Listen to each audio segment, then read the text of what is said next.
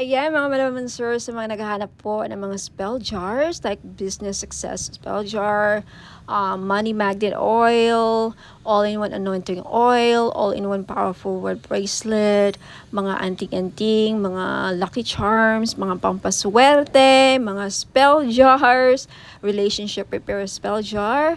Ayan, visit me sa Facebook page, Bono Magos, and mag-ask lang kayo doon kung ano mga available items. Pero, pwede nyo namang diretso kayo doon sa Shopee store namin, Buno Magos, hanapin nyo lang. Buno Magos Shopee online store. And then yung mga items, okay? COD, kaya cash on delivery pwede. So, ayan po. Thank you so much for listening. Hello, Sagittarius, Sun Rising, and Venus Placements. Mga madam and sir, kamusta po kayo? I hope na nasa mabuti po kayong kalagayan today. So, ayan. In today's video, alamin natin kung ano ang ganap sa inyong love life, Sagittarius.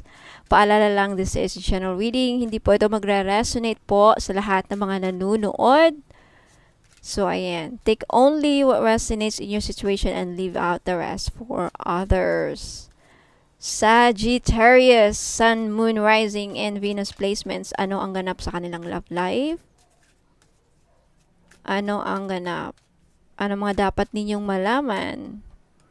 Sagittarius, you have the Page of Swords. Mukhang may nag-espiya sa'yo. O ikaw nag-espiya sa person mo. You're trying to get more information. You're trying to get some information about a situation. Charot. You have the Empress. You have the Queen of Wands. Okay. Overall energy, you have the Ten of Cups. Okay. So it looks like you are dealing with someone who's might already be married, or you are already married with this person. Okay? Or this person wants to marry you. Gusto niyong magkaroon kayo ng makabuo ng pamilya. I feel like this person is very interested on you. Very curious about you, Sagittarius. I feel like this person wants to know if you are, parang gusto niyang malaman yung status mo, if you are married na, if you are kasal ka na ba, may anak ka na ba, or are you a single mother, or are you taking care of a baby.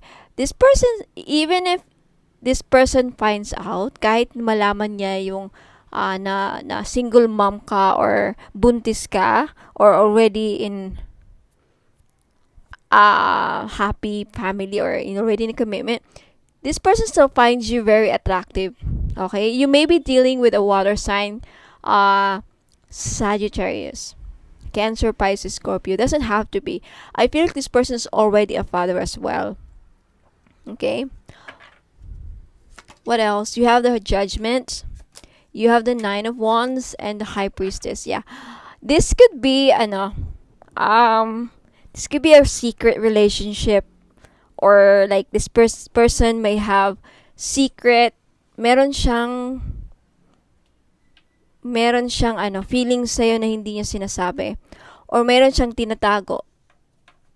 I think yung iba sa inyo, tinatago ng person mo ang sikreto na meron siyang nabuntisan, meron siyang kinakasama ngayon na pregnant, or already, feeling ko yung iba sa inyo tinatago niya na already, na siya, pamilyado na, something like that. Okay? Parang ganon.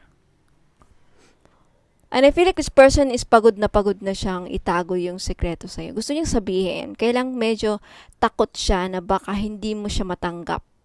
Takot siya na baka hindi mo matanggap na single mom siya, single mother, or meron siyang nabuntisang iba, or hindi mo matanggap na meron siyang ibang kinakasama. Takot siya. Takot siyang malaman mo.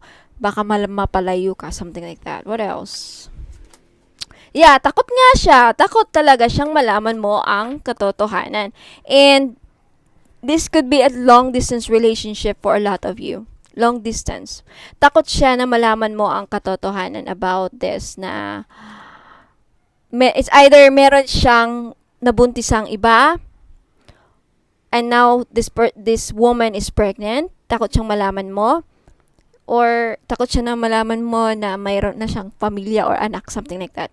Let's see what's this person's intention towards you, Sagittarius. Takot siyang malaman mo to, yung person mo. Okay, may tinatago. Tinatago niya to.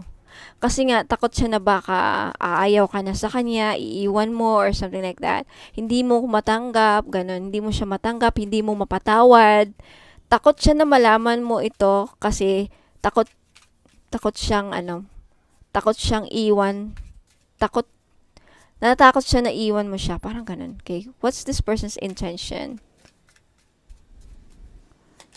Oh, the Nine of Wands is showing up again. Ayaw niyang i-let go. Takot siya na controlling siya, manipulative. Okay? Controlling and manipulative. Very manipulative tong person na to. Okay? Minamanipulate niya yung sitwasyon. Parang, hindi naman sa, nandun na yung panloloko or pagsisinungaling. But not to the point. Takot siyang malaman. Takot siyang magbigay ng informasyon. Malaman mo, matukoy mo. Okay, ganito ha. Takot din siyang mawala ka. Takot siyang mawala ka. Ten of Swords, the Nine of Wands, and the Page of Cups. Takot siya kasi may gusto siya sa'yo. May gusto siya sa'yo. May feelings siya sa'yo. Kaya, yun nga lang. I think this person is already in a married commitment. Okay, what else? Masaya siya sa'yo. Kahit na may third party. Masaya siya sa'yo. I think this person wants to commit to you. Kailangan lang niya sigurong there's a long distance relationship talaga. Okay? Okay, there's a long distance relationship talaga. Long distance relationship for most of you. Okay, what you don't see coming. Oh my goodness. Okay.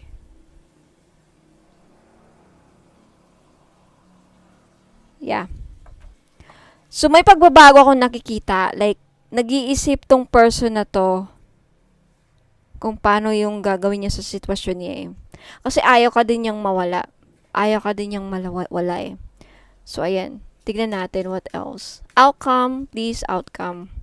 What's the outcome of this situation? This person finds you very attractive. Sagittarius. I think this person feels like you are the one. Kaya lang, is either someone who is already in a commitment or married na, ganun, may pamilya na. Okay, he wants to be fair. Oh my goodness. Oh my goodness. Okay, itong plano niya, ating magiging outcome here is, okay, so Sagittarius, balik tayo. I really do feel that this person is somewhat controlling. Okay, controlling, manipulative. Kasi ayun yung malaman, takot siyang malaman mo yung totoo. Okay, na, ayun nga, it's either meron siyang nabuntis ang iba, or in a relationship na siya, may pamilyado na, something like that. Ayan o, takot siya. Takot siyang malaman. With the Two of Swords, the Hierophant, and the Justice, parang,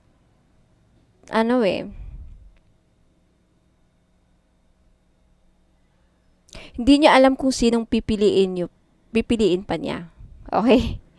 It's either ikaw ang hindi mo alam kung sino ang pipiliin mo sa dalawa. Okay? Or, hindi niya alam kung sino ang pipiliin. Okay? Ayan. Hindi niya alam ang, tingnan natin. What else? What else for my Sagittarius? Takot siyang malaman eh. Takot siyang malaman mo yung totoo. Whoever this is. Could be a Libra, Aries, Leo, Sagittarius, Aquarius, Gemini. Could be a Taurus for some of you. What else? Ano magiging outcome? Anong feelings niya sa'yo? Intention, feelings, intentions, or outcome. Okay. The Wheel of Fortune, the Knight of Cups, and the Five of Wands. Okay, yun nga. Undecided and ayaw niyang bitawan kayong dalawa. Okay? Mukhang ayaw niya kayong bitawan dalawa. O wala kang gustong bitawan sa kanila. Take it how it resonates. Okay. I feel like this person is pabalik-balik. Very on and off ang connection ninyo or will be on and off. If ever man na ituloy mo, magiging on and off ang connection ninyo. Yan ang magiging outcome. Si Knight of Cups, siya parang manloloko, sinungaling, playboy, and magulo. Magulo yung damdamin niya with the 5 of Wands. Magulo siyang kausap. Hindi niya maintindihan, hindi siya sure, or it's either ikaw, hindi ka sure. Take it how it resonates. But your person, if this is your person magulo siya. Magulo yung, hindi naman utak. Magulo ang puso niya. Nagugulo ng puso niya. Kasi nga, it's either meron na siya kinakasama, pamilyado na ganun. But ikaw ang nakikita niyang I think tinitignan din niya kung ikaw din sa side mo. Married ka na, may anak ka na din, single mother, meron ka ng ganun. Okay, parang ganun. So, Sagittarius, Sun, Moon, Rising, and Venus signs yan po ang inyong love reading. Let me know if nag-resonate kayo. Okay, and if you are new, please don't forget to like this video and subscribe kayo para next time wala kayong maligtaan ng mga love reading. So, Sagittarius, Sun, Moon, Rising, and Venus signs. Maraming salamat. God bless. Ingat po. More power. Paalam.